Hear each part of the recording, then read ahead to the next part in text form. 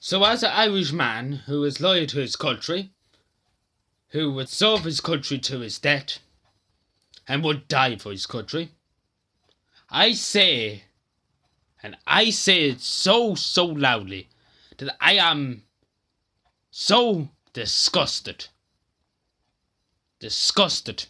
and dishonoured to see that this man has been leading this country for 7 years, and not one good thing did he bring to this government, or to this state, and to the Irish people. And he get another 7 years in office at 77 years of age, and anybody at the pension age is 66. Anybody going to explain that? No? Maybe? Dáil Because the only people have to retire at 66. But why is he in office and he's 77? I do not have faith in our president, and I do not have trust in our president, because I think he is no good. And I say to his face, I say to him, he might arrest me, he might lock me up for a million years, but the people have spoken. You have been in this country for 7 years. You have been living the luxury, going off to America, Russia, to Spain, to France, to every nearly country in the world. You were in Australia, you were in Africa. And then you were talking about the poor places in Africa. There is Irish people lying dead on the street because of the cold. But not now, but during the winter. And there's tons and tons of beds in the president's house. Now what kind of a person and what kind of a president of Ireland would let their own people die on the streets? And you just sit there and you don't respond. You don't respond.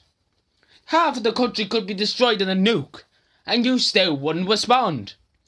The country was in crisis with the guards, and you said that you should just went up and said 2 or 3 words that the country will come back, and I will bring a better guard force in that wouldn't be corrupt. And you didn't even acknowledge that there was anything going on in the guards. As head of state, this country has done nothing. You nearly tried to bring in Irish water. The people were so outraged. They protested, until the government realised how big of a mistake it was. And you passed it. You had every right to say no, and throw the pen down on the table, and say, I'm not signing it, because the people have to pay for Irish water. You had every right to say that, but no, you signed it. You were like, and I do not trust you as president. You have done nothing for this country. The defence forces are in an absolute state. A state. I do not mean the state, the country. But for fuck's sake. They are so badly paid, it's not even funny. And you get how much? How much a year? How much a week? Yeah, you get more than them in a fucking lifetime. They could spend all their life in the defence forces, and you get more than them. Serving out in other countries, risking their lives, while you sit in the office, or go off to America with your big fancy plane, with your first class ticket, on the Irish people's taxes, that are supposed to help this country that is bankrupt, that has a homeless situation, that has a housing crisis, that has a health crisis, that has a defence forces crisis, that has a justice crisis, and you do not even care. Now, as an Irish citizen, you are a disgrace to the people of 1916 that envision our republic for the men and women who work for their money, our republic of equal respect and equal opportunity. And you are letting people die on the streets. Now, what would Countess Matrafix, James Connolly, or any of them say if they were alive today to see you govern over your country the way you are? And I'm nearly in tears. And I hope to God you were removed from office. And I hope there be some good, decent president who will give every pound, every shilling of their salary towards either helping the defence forces out and rebuilding them out of this huge crisis which you put them into, Because you haven't been watching them. You haven't even known that you had a defence officer and you headed the army. And you're 77. And you're still in the government. And has head of the state. Let a young person that has a bit of knowledge. You used to be a teacher. You have a teacher's wage too. You have a teacher's salary too coming at you. You have a Dáil Éireann. You used to be in the Dáil. You used to be in the government. So you have two salaries. Along with a president's salary. You are a millionaire. You're richer than Donald Trump. And still, I say this for Donald Trump. You might give out about behind your back, but you won't say it publicly. Because you know you'll get criticised. And you do not want to be criticised. But I'm telling you now, Mr. President.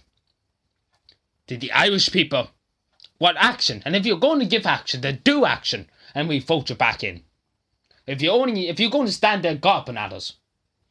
And letting people die in the street. Then give us action.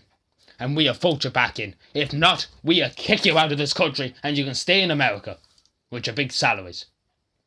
And you can stay there and you can live with the president for all we care. We want our country that we envisioned in 1916. We want a country that we pay for every day on our hard-earned tax money. We want a country that is fair and not dictated by some man that does let Irish people die in the streets and go off to other countries and do not care. During the hurricane, you were off in another country. You should have been at home as head of the army when the state was in crisis during the hurricane. Because they didn't know what to do. Because the commander-in-chief of the army was not here. And there was electricity poles and there was 4 people died because of that. And you were not here. You were off somewhere else. And the country was in lockdown. Nothing was running in the whole country. And the defence forces, the brave defence forces, risked their lives out in the streets trying to help people that were stranded and electricity problems and everything. And you were over in another country. If that was me, I would have took command of the defence forces and literally would have went out in the streets and were like, you, there. Now that take control of the situation. But you didn't take control. You didn't take control. And the Irish people will always remember that. And let me say one thing, Mr. President. May God rest your soul. Because what you done to Ireland, unless you can turn it around, you have done an awful damage to this country. Mary Robinson, Mary McAleese tried to rebuild this country, but you have done an awful lot of damage. To the army, to your state, and you let your country down. You let your country down. You let us down, you let me down, and you let the tax-paying citizens that are keeping you in office down. You might not let Donald Trump or the Queen down, but you let the Irish people who are paying your taxes down. And I hope that stays with you, what I said. I hope that stays with you, and I hope that stays with you for the rest of your life.